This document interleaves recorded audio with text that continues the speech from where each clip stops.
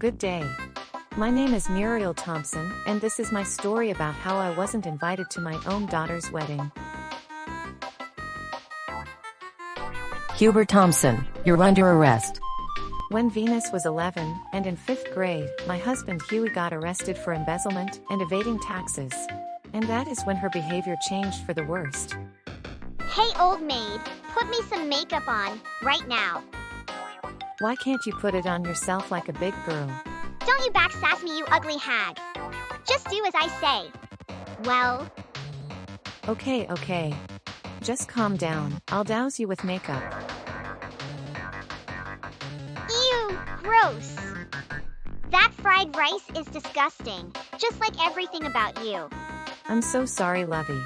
Your apologies aren't enough to cut it this time. I'm so embarrassed to have a mom like you. You should be grateful I decided to put up with you despite your stupid flaws. That's right, Venus would wake me up in all hours of the day just to fulfill her selfish whims. Hey, you. Pick your butt up and make me an ice cream cake. My ex-husband Huey used to treat me like a maid all the time. But after he was put in jail, Venus decided to fill her father's role as a slave master. But, because I love my little girl, and she's the only family I've got, I had no choice but to endure her bossiness. It didn't help the situation when she invited her friends over. She would love to humiliate me in front of them. But wait, it gets worse. When Venus was 18 and a senior in high school, she brought a guy to the house during the holidays, but... Hi there, I'm Gary Helpings, Venus's boyfriend of 2 years. And you are? You don't have to get to know her, Gare Bear. She's nothing more than a dirty servant, and confidentially, she clearly couldn't do anything right, lol. After the summer holidays are over, she went to the university, which I sacrificed my savings for. I have waited and waited for weekends on end for her, but she never came back. Then she even stopped responding to my calls and messages. When I saw her wedding, I realized all my efforts were for nothing. Absolutely nothing.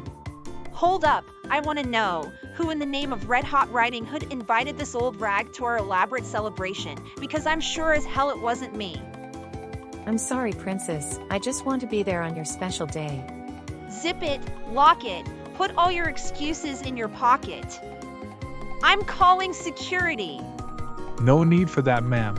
I've seen and heard the whole thing. Then take that peasant away. All right, lady, you're coming with me. To my little Venus, I was a lowly servant, then her mom. And don't you dare come near me again. Then, I decided to forget about Venus and took up a yoga class that I always wanted to try. And that's where and when I met my future husband, Travis Leblev. We dated for a couple of years before I found out I was pregnant with quadruplets. The thing was, I didn't want children in this day and age. And I'm afraid I would bring them up to be spoiled, toxic slave monsters, just like Venus. And I already learned that Travis was filthy stinkin' rich, so that may be a big disadvantage. I didn't bother to tell Travis about my pregnancy, and I was on my way to abort. And that's when I saw Venus. Hey, my little sweet pea. How is your marriage with Gary? Help, police! Some creepy old lady is harassing me. In fear of being in the same place as my ex-husband, I decided to run away. I honestly can't believe she hates me so much that she can falsely accuse me of harassment. After that moment, I decided to keep the babies. I want to experience the joy of motherhood again, and this time, I want to bring them up to be lovely and responsible children. And before we knew it, our 4 little princesses were born. I'm Lena. I'm Nina. I'm Katrina. And I'm Sabrina. Aren't they cute? The quartet always made us feel so young. They reminded me of Venus before Huey's arrest. Thanks to them, Travis and I are proud parents. Sometime later, I was on my way to pick up Katrina and Sabrina from their vocal lessons when I saw a homeless-looking woman that looked oddly familiar. Venus, is that really you? As a matter of fact, I'm she. What on God's green earth happened to you? Gary took everything from me. Venus explained that after their honeymoon, she moved in with her step-family. Everything was going fine for her, but there was one thing that pissed her off. And that was Gary's big sister Jasmine. The reason being that somehow she reminded her of me. So she decided to make her life a living hell. From forcing her to clean up behind her, day and night, to bad-mouthing her to her new neighborhood friends, to robbing her blind while she's sleeping. Yup, she's been treating the poor girl so much worse than how she treated me behind closed doors. She plays the good sister-in-law in front of Gary and his parents, and Jasmine had to play along. One peep about this, and you'll regret it for the rest of your life. Because Venus blackmailed Jasmine into keeping quiet about the bullying. One day, Jasmine saw Venus with another guy. And not just any other guy, turns out she was seeing her boyfriend of 7 years. Out of impulse and anger, she secretly took pictures of them going inside a love hotel together. When she got home, she immediately showed the evidence to Gary and his family. Gary confronted his wife about the nasty betrayal and demands that she explains herself. WTF babe, and with Jasmine's fiancé of all people? After all the sacrifices I made for you. Why? Yeah, Venus, we welcomed you into this family, and this is how you repaid us. I'm sorry. I'm so sorry. It was at the heat of the moment, but I still love you, Care Bear. Heat of the moment, huh? Well, Teddy confessed that he has been seeing you for the past 9 months. How to explain that? I get that you hate and see me as an obstacle in your marriage with my bro, but do you have to ruin my future with the man I loved?